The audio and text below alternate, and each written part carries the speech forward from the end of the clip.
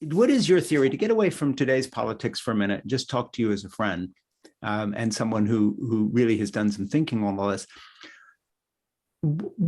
How do you figure this history that goes from people like Jack and others who back in the day were reasonable human beings, whether you agreed with all their policy positions or not, to the period today where not one Republican will cross party lines to vote for something that literally is putting into effect huge chunks of what their political agenda is when they're out campaigning: pro-family, pro-child, have babies, take care of women.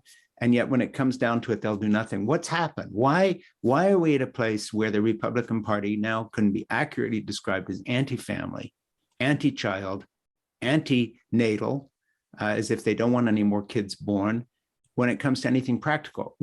Not just that they are like this, but how did we get here? What's your view? What happened in the last 30, 40, 50 years? It is a remarkable shift, and you're asking me to think like a Republican, which is hard. Yeah. Now, I do want to note that something else has happened, which is the policies of the Republican Party, Republican legislator started to essentially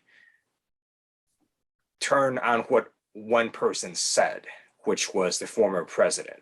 And you might recall that last term, the Republican Party didn't even have a platform.